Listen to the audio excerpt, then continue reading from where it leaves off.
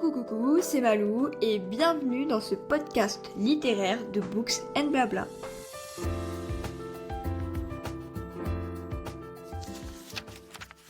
Salut à tous, aujourd'hui on va parler des sorties françaises que j'attends le plus ces prochains mois et on va commencer avec quelques sorties récentes parce qu'il y a quand même quelques livres dont j'avais envie de vous parler juste avant. Déjà le 2 octobre, on a eu le tome 2 de La femme de ménage qui s'intitule Les secrets de la femme de ménage, qui est sorti en poche chez J'ai lu, et celui-là je l'attendais avec impatience parce que j'ai lu le tome 1 il y a peu et c'était vraiment une masterclass. Millie est de retour en tant que femme de ménage dans une nouvelle famille et va être confrontée à de nouveaux mystères. Je l'ai déjà lu et je vous donnerai mon avis dans le récap d'octobre, mais sachez que j'ai beaucoup aimé et que selon moi, il est au niveau du premier sans être trop redondant. Et le même jour, on a également eu le tome 3, La femme de ménage voit tout, mais je vais attendre aussi la sortie en poche parce que je trouve que la couverture est plus jolie et que j'ai déjà le 1 et le 2 dans ce format. On a eu le 9 octobre Valentina de Azraret chez Hugo Romance qui était attendu avec beaucoup d'impatience. J'ai eu l'occasion de le commencer il y a un petit moment maintenant sur Wattpad, mais quand j'ai voulu le continuer, en fait, il a été retiré de la plateforme parce qu'il était sous contrat d'édition, donc un peu dégoûté parce que j'ai jamais pu le finir et en plus ça partait bien. Du coup, je pense que je vais l'acheter directement au FNR et certainement que je le lirai dans les files d'attente. Valentina a grandi dans la pauvreté et la violence qu'elle ne cherche qu'à fuir, mais elle va se retrouver propulsée dans le milieu sanglant des cartels et rencontrer Preto, le chef du cartel des Cruz. Et bon, vous avez compris la suite. Retour en arrière, le 25 septembre est sorti Bride de Alia Zellwood chez Milady. Je l'ai acheté parce que j'ai bien aimé ces deux derniers livres parus en français, Love Theoretically et Checkmate, même si le résumé de celui-ci me tente un peu moins, mais ça me permet de sortir de ma zone de confort. Misery Lark doit nouer une alliance historique afin de maintenir la paix entre les vampires et leur ennemi mortel, les loups-garous, ainsi que leur alpha, Lowe Morland, quitte à devoir tout quitter pour se rendre sur son territoire. À l'heure où j'enregistre ce podcast, je l'ai commencé et j'avoue que j'ai un peu de mal, je suis pas totalement fan et j'ai un peu du mal à me mettre dedans, donc j'espère que ça va se décoincer. De toute manière, je vous ferai un retour dans mon récap d'octobre. Le 26 septembre est sorti The Grandest Game chez PKJ, la suite d'Inheritance Games. C'est un livre qui me tente pas mal, même si j'ai toujours pas acheté ni lu le tome 4 de la saga, donc ça va attendre un peu. Avery et les frères Hawthorne organisent un jeu offrant une chance de fortune regroupant 7 participants.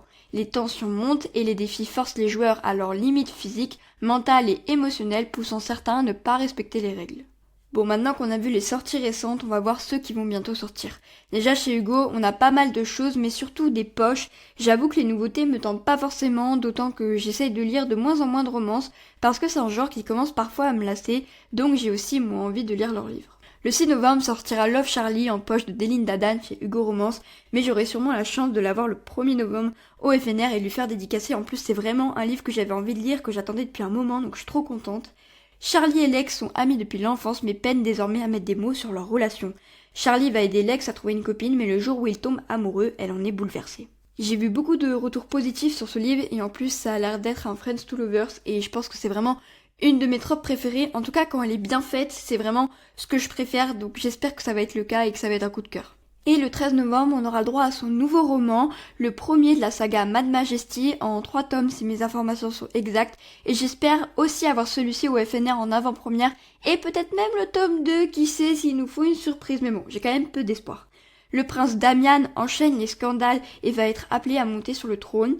Pour sauver les apparences, sa mère lui choisit Ophelia St. John, une épouse obéissante et malléable, mais Damian ne l'entend pas de cette oreille et compte épouser Esme St. John, la petite sœur. Toujours le 13 novembre sort en poche, encore chez Hugo, le tome 3 de Rebel University, Ice and Fire de Alfreda Henry et Alicia Garnier. Et j'ai vraiment hâte de commencer cette saga parce que j'ai acheté le tome 1 quand il est sorti et j'ai toujours pas acheté le tome 2 que j'achèterai au FNR comme le 3 et certainement le 4. Parce que l'année dernière, ils avaient sorti les formats brochés en avant-première, donc j'espère qu'ils vont réitérer cette année avec les poches. Keldrade, le capitaine des Grizzlies, est tombé sous le charme de Winifred Wilson, mais il est dans la friendzone car celle-ci n'a pas l'intention de s'investir dans une relation. Elle va lui lancer un pari que Cade n'attend que de relever. Et le même jour, on a True Colors, le tome 2 de la BD de Lily Blabla et Morgane Moncombe chez Hugo, que j'espère aussi pouvoir avoir au FNR parce que oui, je suis de la team qui fait pas de précommande, parce que c'est limite plus long d'attendre qu'ils aillent te chercher ta commande dans le local plutôt que d'acheter directement à la librairie quand t'arrives. June et Elliot sont réunis 10 ans après, mais les secrets de June menacent leur tranquillité. Lorsque la vérité éclate, Elliot ne pense qu'à se venger, mais l'idée de faire souffrir June le fera-t-il changer d'avis ? Et on passe à Christina Loren qui revient en librairie avec la parution en poche de Soulmate Equation le 6 novembre chez Hugo et j'espère enfin aimer un de leurs livres parce que oui, je les ai presque tous lus mais toujours pas de coup de cœur, pourtant je persiste, je sais pas trop pourquoi mais bon. Jess, mère célibataire et surdouée en maths, élève seule sa fille et n'arrive pas à se résoudre à retourner sur le marché du cœur. C'est alors qu'elle entend parler de Genetically, une agence matrimoniale innovante qui se base sur l'ADN. Après tout, pourquoi pas? J'espère qu'il sera aussi dispo au FNR. Sinon, j'ai fait un petit tour sur le site de BMR pour voir les sorties, et franchement, je vous avoue qu'il n'y a rien qui me tente, donc on n'en parlera pas dans ce podcast.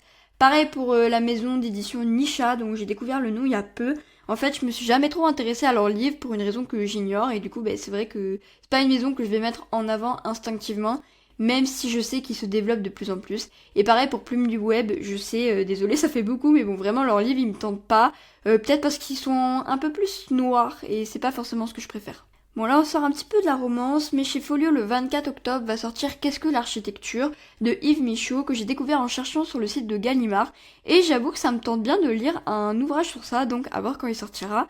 L'auteur dresse ici la liste des catégories sous lesquelles nous percevons, concevons et mettons en œuvre l'architecture. Il essaie de mettre en évidence tous les aspects sous lesquels un édifice peut être conçu et approché. Le temps, la situation, la fonction, le projet, le dessin, le matériau, la forme, la structure, l'espace, l'ornement, le symbole et même la beauté. Et je trouve ça super intéressant.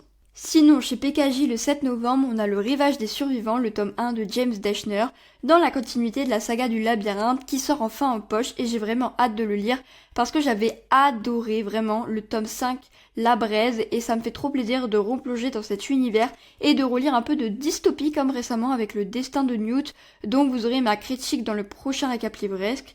73 ans après le labyrinthe, la survie de l'espèce humaine est menacée. Sur l'île où s'étaient installés Thomas et les autres blocards vit Isaac, un jeune apprenti forgeron. Il aperçoit un bateau qui se dirige vers lui, à son bord des corps sans vie et une femme qui explique avoir été envoyée par le monde extérieur pour retrouver les descendants de Newt et Sonia. Ceci serait peut-être la solution pour trouver un remède contre la braise, en tout cas j'ai très hâte. Le 21 novembre, chez Folio sort Le Maître d'Escrime et comme j'ai commencé en début d'année, j'avoue que le titre m'a interpellée et en lisant le résumé, j'avais déjà envie de l'avoir en main tout de suite. Un maître d'escrime espagnol voit toutes les valeurs auxquelles il tient s'effondrer car la monarchie est menacée par la révolution et va donc perfectionner son art. Il va rencontrer et prendre pour élève Adela de Otera avant de se retrouver entraîné dans un tourbillon de meurtres.